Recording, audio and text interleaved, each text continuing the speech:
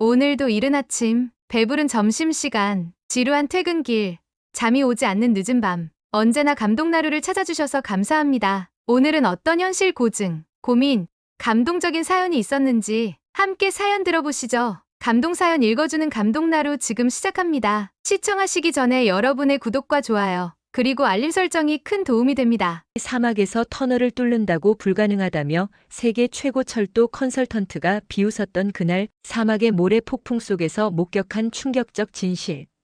영국인의 자존심을 완전히 뒤흔든 한국 기술의 위대함. 안녕하세요. 저는 에드워드 윌슨입니다. 영국 철도청에서 30년간 최고 컨설턴트로 일해온 제가 리야드 메트로 프로젝트의 기술 총괄자문으로 초청받은 것은 큰 영광이었어요. 하지만 사우디아라비아에 도착해 첫 브리핑을 받는 순간 저는 충격에 빠졌습니다. 한국 기업이 4, 5, 6호선을 담당한다고요? 제 귀를 의심했죠. 총 176km 길이의 리야드 메트로 중에서도 가장 어려운 구간, 킹 칼리드 국제공항에서 킹 압둘라 금융지구까지 연결하는 핵심 노선을 신흥기술국에 맡긴다는 겁니다. 이 구간은 70km에 달하는 길이와 29개의 역사, 24km의 교량 구간이 포함된 프로젝트의 심장부였어요. 섭씨 50도가 넘는 극한의 사막 환경에서 정밀 철도를 건설한다는 것은 영국이나 프랑스, 독일 같은 전통적인 철도 강국에게도 큰 도전이었습니다. 유럽의 온화한 기후에서 개발된 기술이 사우디의 모래 폭풍과 극심한 온도 변화에 견딜 수 있을지도 의문이었는데 한국이 이 중요한 역할을 맡는다니 말이 되지 않았어요. 회의가 끝난 후 저는 즉시 사우디 교통부 장관을 찾아갔습니다. 장관님, 이 결정은 재고되어야 합니다. 한국의 철도 역사는 겨우 몇십 년에 불과해요. 영국은 철도의 발상지로서 175년의 역사를 가지고 있죠. 이 프로젝트는 성공해야 합니다. 한국이 어떻게 50도가 넘는 사막에서 정밀 철도를 건설할 수 있을지 저는 도저히 이해할 수 없어요. 그러나 장관의 대답은 단호했습니다. 윌슨 박사님, 이는 왕세자님의 결정 사항입니다. 한국은 최근 여러 해외 프로젝트에서 놀라운 성과를 보여주었어요. 비전 2030을 위해 우리는 가장 혁신적인 접근법이 필요합니다. 호텔로 돌아오는 길에 저는 깊은 생각에 잠겼습니다. 제 경력과 영국 철도 기술의 우수성에 대한 자부심이 심각하게 도전받는 느낌이었죠. 노트북을 열고 새 문서를 만들었어요. 제목은 리야드 메트로 예견된 실패의 기록이었습니다. 이 프로젝트를 통해 한국의 한계를 분명히 증명하고 전통적인 철도 강국들의 경험과 지식이 얼마나 중요한지 보여주겠다고 다짐했어요. 하지만 그때는 몰랐습니다.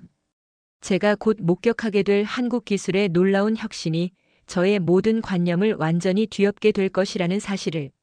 다음 날 아침 한국 팀과의 첫 기술 브리핑이 예정되어 있었습니다. 회의실로 향하며 저는 이미 마음속으로 비판적인 질문들을 준비하고 있었어요. 회의실에 들어서자 한국 팀의 여러 엔지니어들이 이미 자리하고 있었고 그들 중에서 한 남성이 앞으로 나와 자신을 소개했습니다.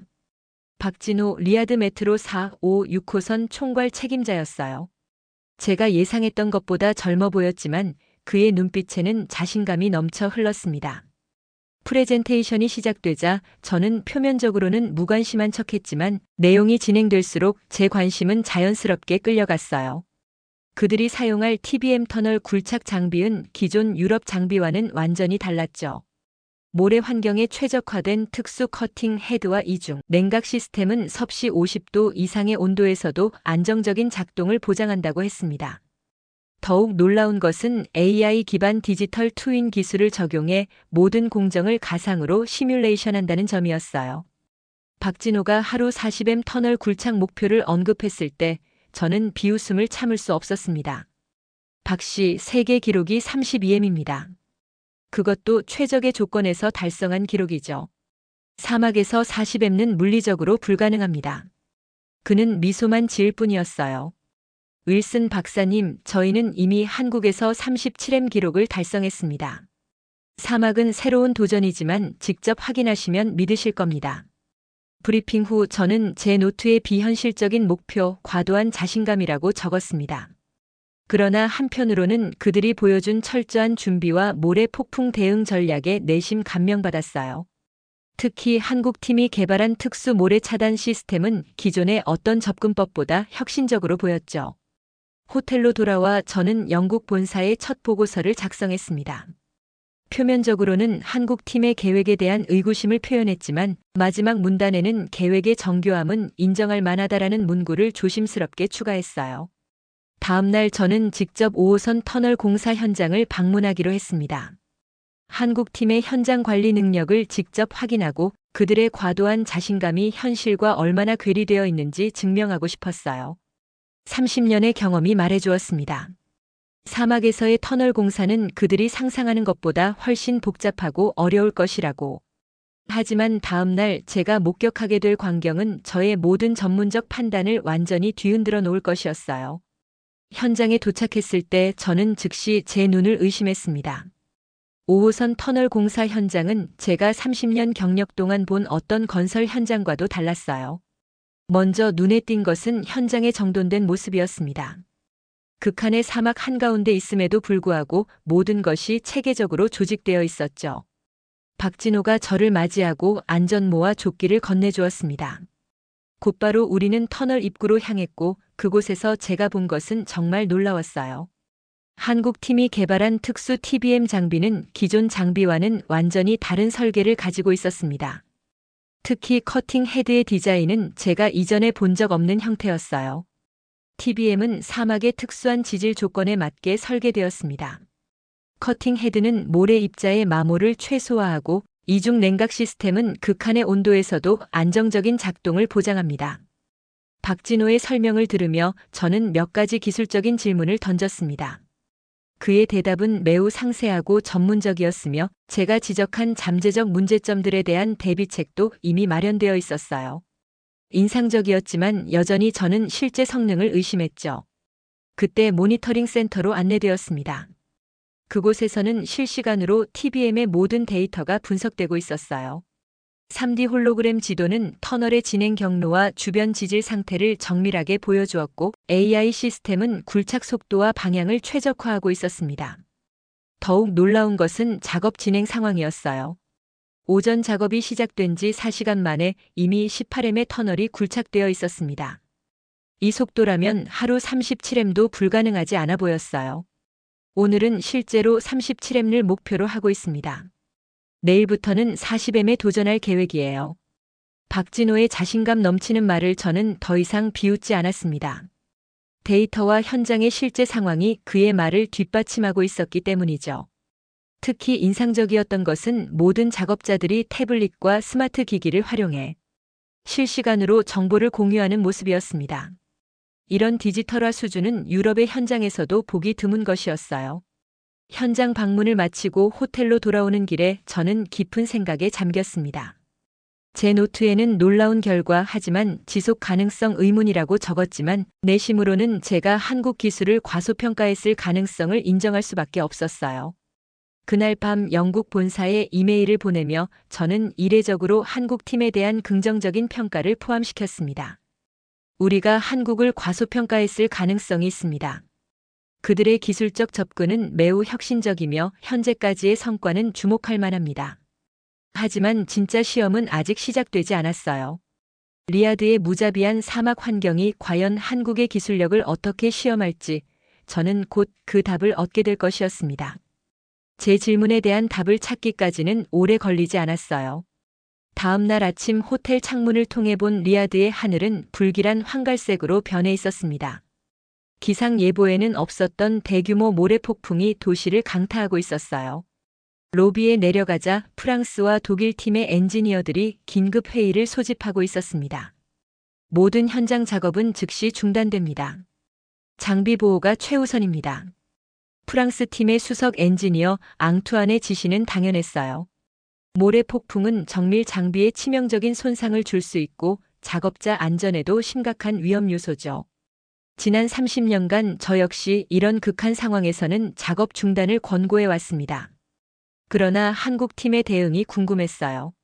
그들도 당연히 작업을 중단했을 것이라 생각하며 박진호에게 전화를 걸었습니다. 놀랍게도 그는 저를 5호선 현장으로 초대했어요. 이 상황에서도 작업을 계속한다는 것이 믿기지 않았지만 직접 확인하기 위해 현장으로 향했습니다. 차량으로 이동하는 것조차 어려웠어요.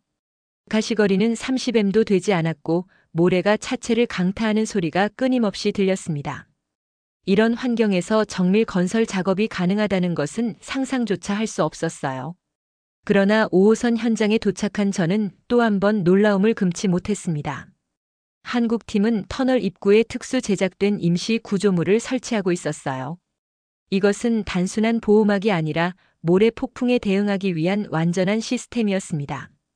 박진호가 저에게 설명했어요. 모래 폭풍 차단 시스템입니다. 현장 내부로 모래가 유입되는 것을 막고 내부 공기를 정화해 작업 환경을 유지합니다. 이 시스템은 한국에서 미세먼지 문제에 대응하기 위해 개발한 기술을 사막 환경에 맞게 최적화한 것이었어요. 입구에 3중 에어 커튼과 지속적인 공기 정화 장치는 극한의 모래 폭풍 속에서도 작업이 가능한 환경을 만들어냈습니다. TBM 장비 자체에도 특수 보호 시스템이 적용되어 있었어요. 모든 정밀 부품과 센서에는 나노 코팅 처리가 되어 있었고 자동 세척 시스템이 지속적으로 모래를 제거했습니다. 이런 철저한 대비 덕분에 한국팀은 모래 폭풍 속에서도 작업을 계속할 수 있었어요. 관제실에서 지켜본 결과 그날 한국팀은 모래 폭풍 속에서도 28.5m를 굴착하는 믿기 힘든 성과를 달성했습니다. 반면 다른 모든 구간은 작업이 완전히 중단된 상태였어요. 호텔로 돌아오는 길에 저는 깊은 생각에 잠겼습니다. 이제 더 이상 한국 기술의 효과를 의심할 수 없었어요. 그들이 보여준 것은 단순한 기술적 우위를 넘어 위기 상황에서의 놀라운 적응력이었습니다. 제 전문가적 판단은 완전히 뒤집혔고 영국 본사에 보낸 보고서에는 처음으로 한국 기술에 대한 진심 어린 찬사를 담았어요. 오늘 목격한 한국의 모래 폭풍 대응 시스템은 현재 유럽에서 상용화된 어떤 기술보다도 뛰어납니다. 우리는 이 분야에서 그들로부터 배울 점이 많습니다. 하지만 프로젝트의 진정한 도전은 아직 남아 있었어요. 모래 폭풍 이후 2주가 지나고 리야드 메트로 프로젝트는 본격적인 진행 단계에 접어들었습니다. 한국 팀의 놀라운 성과는 이제 모든 참여국 사이에서 화제가 되었어요. 5호선 구간은 계획보다 12일 앞서가고 있었고 이는 다른 구간과 뚜렷한 대조를 이루었습니다. 그러나 성공적인 진행 속에서도 예상치 못한 위기가 찾아왔어요. 어느 아침 긴급회의 소집 연락을 받았습니다. 5호선의 킹 압둘라 금융지구 진입 구간에서 예상치 못한 지하 수맥이 발견되었다는 소식이었어요. 이는 리야드 지질 조사에서 완전히 누락된 것으로 모든 설계의 재검토가 필요한 심각한 문제였습니다. 회의실에 들어서자 사우디 관계자들의 표정이 어두웠어요. 프로젝트 총괄 책임자인 모하메드가 상황을 설명했습니다. 발견된 지하 수맥은 예상보다 훨씬 광범위했고 이대로 굴착을 진행할 경우 대규모 붕괴 위험이 있었어요. 또한 이 구간은 리야드의 중요 문화유산 지역 아래를 통과하는 구역이라 더욱 신중한 접근이 필요했습니다.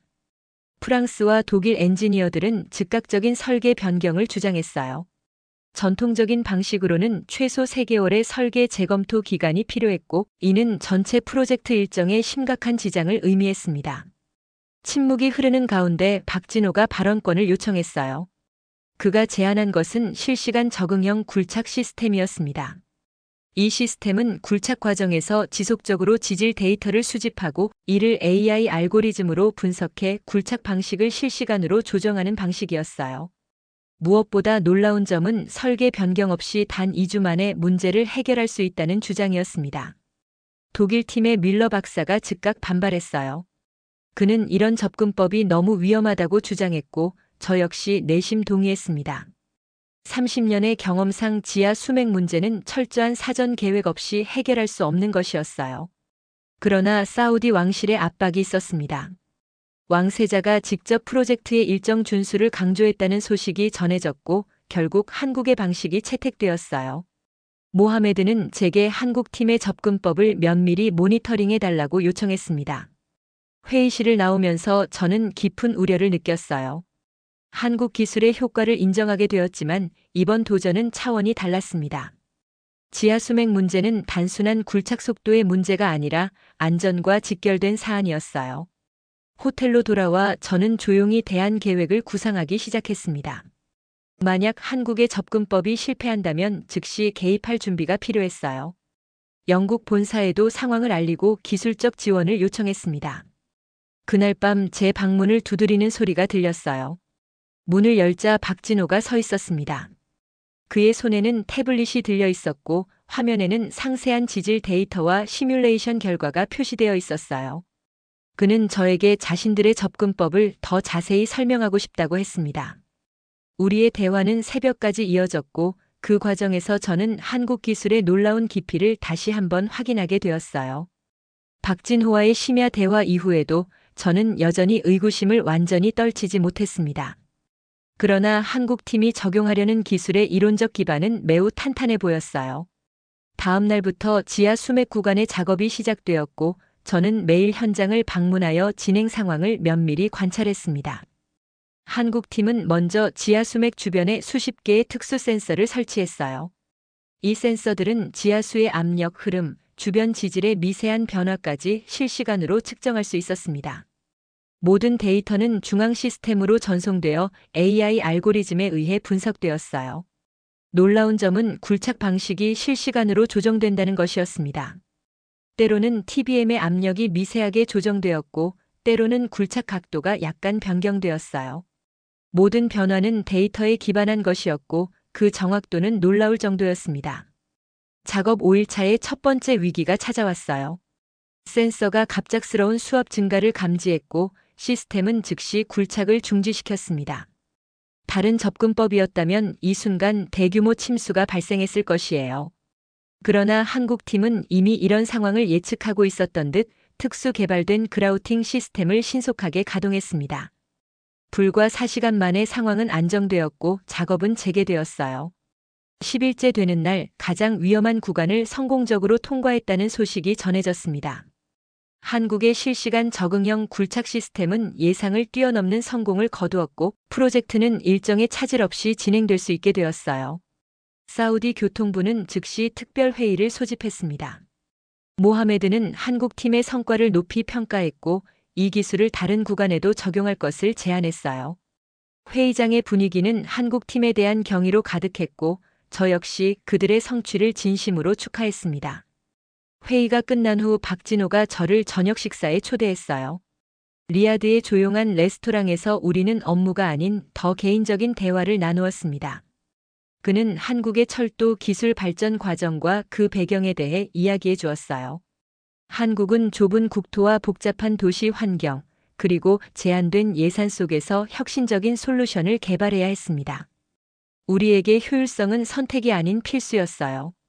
유럽의 전통적 방식을 그대로 따르는 것은 불가능했고, 그래서 우리만의 길을 개척했죠. 우리에게는 선택지가 없었습니다. 효율적이지 않으면 생존할 수 없었어요. 박진호의 이 말이 제 마음에 깊이 와닿았습니다.